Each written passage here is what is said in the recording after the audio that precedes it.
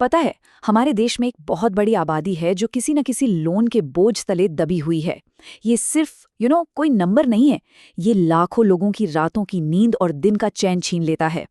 अगर ये कहानी कहीं ना कहीं आपकी भी है और हर महीने की ईएमआई एक टेंशन बन गई है, तो चलिए अगले कुछ मिनटों में हम 365 दिनों में इस बोझ से आज़ाद होने का एक मास्टर प्लान समझते हैं। देखिए, ज्यादातर लोग ना इन दो सिचुएशंस में से किसी एक में फंसे होते हैं। एक तो वो जहां सैलरी महीने के शुरू में आती है और महीने के अंत तक कहाँ गायब हो जाती है पता ही नहीं चलता, जीरो सेविंग्स। और दूसरी, जो इससे भी ज्यादा खतरनाक है, वो है जब खर्चे कमाई से ज्यादा हो जाते हैं और ये जो गैप है ना, वो हर महीने कर्ज बनकर और बड़ा होता जाता है। लेकिन एक अच्छी खबर है, ये कोई लाइफ सेंटेंस नहीं है। एक सही स्ट्रैटेजी से इस जाल से बाहर निकला जा सकता है। एक कहानी सुनाता हूँ। एक ऐसे पक्षी की जो अपनी ही जिंदगी बचाने के लिए एक बहुत ही दर्दनाक मुश्किल प्रोसेस से गुजरता है। ये कहानी है एक बाज की। और यकीन मानिए, ये हमारे आज के टॉपिक के लिए एक परफेक्ट मिसाल है। एक जरूरी और हिम्मत वाले बदलाव की कहानी। तो होता ये है कि जब बाज करीब 40 साल का होता है तो उसके पंख बहुत भारी हो जाते हैं, उसकी चोंच मुड़ जाती है, मतलब वो उड़ नहीं पाता।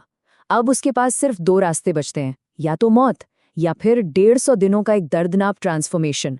वो एक ऊंची चोटी पर जाता है और अपनी चोंच को चट्टान पर मार मार कर तोड़ देता है। सोचिए, फिर जब नई चोंच उगती है तो वो उससे अपने भारी पुराने पंखों को एक एक करके नोच कर फेंक देता है, और इस भयानक दर्द के बाद उसे मिलती है एक नई उड़ान, एक नई जिंदगी। बिल्कुल बिल्कुल। इसी बाज की तरह कर्ज का बोझ हमारी फाइनेंशियल उड़ान को रोक देता है, हमें जमीन पर ले आता है।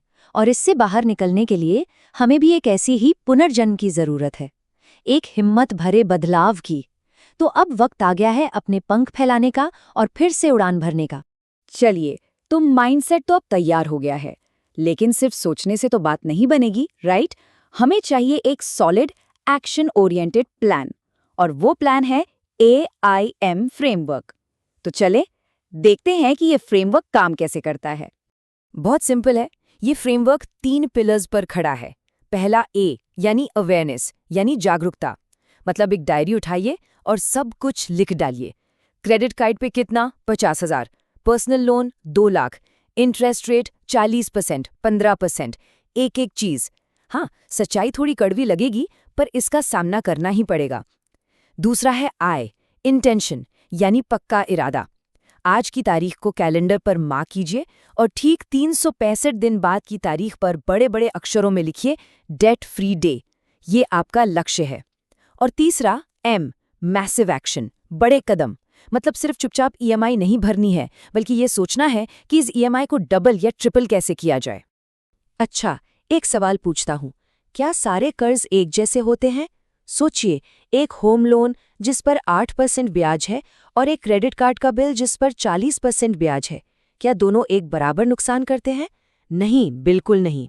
तो हमें सबसे पहले अपने सबसे बड़े दुश्मन को पहचानना होगा और पहला वार उसी पर करना होगा। जरा इस स्लाइड को देखिए, सबसे ऊपर कौन बैठा है? Credit card. ये वो दुश्मन है जो दीमक की तरह आपके फाइनेंस को खा जाता है। ब्याज देखिए, 30 से 45%।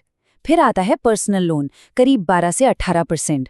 और सबसे नीचे हैं व्हीकल और होम लोन्स, जिनका ब्याज सबसे कम होता है, क्योंकि ये एक एसेट बनाने के लिए लिए जाते हैं। तो हमारी स्ट्रैटेजी बिल्कुल क्लियर होनी चाहिए, एकदम क्रिस्टल क्लियर। सबसे पहले सबसे खतरनाक दुश्मन, यानी सबसे ज्यादा ब्याज वाले क्रेडिट कार्ड को जड़ से खत्म करना है। उसके बाद पर्सनल लोन की बारी, फिर व्हीकल लोन, और सबसे आखिर में होम लोन। ये इमोशंस का खेल नहीं है, ये प्योर मैथ्स है।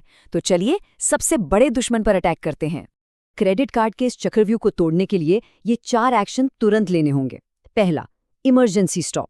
मतलब आज, अभी उस कार्ड को या तो कैंची से काट दीजिए या किसी लॉकर में बंद कर दीजिए। इस्तेमाल बंद। दूसरा, कन्वर्ट। अपने बैंक से बात कीजिए, पूछिए कि क्या ये 40% वाला बिल 15% वाले पर्सनल लोन में कन्वर्ट हो सकता है। इससे आपका इंटरेस्ट का बोझ आधे से भी कम हो जाएगा। तीसरा, लाइफस्टाइल क्रैश। मतलब अगले 365 दिनों के लिए बाहर का खाना, शॉपिंग, सब कुछ बंद। घर का खाना खाइए। और चौथा, जो भी गैर जरूरी सामान है, पुराना फोन, कोई गैजेट, बेच डालिए और उस पैसे से सीधा कार्ड का बिल चुकाइए। तो ठीक है, क्रेडिट कार्ड जैसे छोटे मगर सबसे खतरनाक दुश्मन से निपटने का प्लान तो बन गया। लेकिन उन बड़े लोन्स का क्या? उनके लिए हमें और भी बड़े और कड़े फैसले लेने होंगे। जरा सोचिए, अगर एक जहाज डूब रहा हो तो उसे बचाने के लिए क्या कुछ नहीं किया जाता? डूबते जहाज को बचाने का सबसे पहला नियम क्या है? फालतू का वजन समंदर में फेंकना। हमारी फाइनेंशियल लाइफ में ये वजन है हमारी चाहतें, वांट्स। देखिए, जरूरतें अलग हैं, घर का राशन, किराया, बिजली का बिल, ये तो जरूरी हैं। लेकिन चाहतें, मूवीज, सब्सक्रिप्शन, बाहर डिनर करना, घूमना फिरना, इन सब को अगले 365 दिनों के लिए अलविदा कहना होगा। एक पेपर पर आज ही लिस्ट बनाइए, नीड्स वर्सेस वांट्स। आप हैरान रह जाएंगे कि कितना पैसा बचाया जा सकता है। अब बात करते हैं कुछ और भी कड़े और शायद मुश्किल फैसलों की। हो सकता है ऑफिस के बाद ओवरटाइम करना पड़े या कोई साइड हसल शुरू करना पड़े। अपने इन्वेस्टमेंट जैसे म्यूचुअल फंड या एफडी अगर प्रॉफिट में है तो उन्हें बेचकर कर्ज चुकाना एक बहुत स्मार्ट मूव हो सकता है। शायद गोल्ड बेचना पड़े या बड़े घर से किसी सस्ते घर में शिफ्ट होना पड़े। ये सुनना मुश्किल है, लेकिन याद रखिए, ये सब सिर्फ 365 दिनों के लिए है। ये एक टेम्पररी सैक्रिफाइस है एक परमानेंट सुकून के लिए। 1 मिनट के लिए रुकिए और ईमानदारी से खुद से एक सवाल पूछिए, क्या चीज ज्यादा कीमती है, वो चीजें या मन का सुकून? वो घर, वो गाड़ी, वो सारा सामान किस काम का अगर उसकी वजह से रातों को नींद ना आए, अगर वो हर पल एक बोझ की तरह सर पे सवार रहे? इसका जवाब सिर्फ और सिर्फ आपके पास है। तो अब वक्त आ गया है अपने आने वाले कल के लिए खुद से एक वादा करने का। ये सिर्फ एक प्लान नहीं है, ये अगले 365 दिनों का एक मिशन है, एक कमिटमेंट जो टूटना नहीं चाहिए। ये लाइन इस पूरे डिस्कशन का सार है। जब जहाज तूफान में फंसकर डूब रहा होता है ना, तो कैप्टन सबसे कीमती खजाना भी समुंदर में फेंक देता है जहाज को बचाने के लिए। आपका कर्ज वो तूफान है और आपकी लाइफस्टाइल वो कीमती सामान। तो सवाल बस इतना सा है कि क्या अपने इस फाइनेंशियल जहाज को बचाने के लिए वो सामान फेंकने की हिम्मत है? इस शब्द को देखिए, डेट फ्री, कर्ज मुक्त।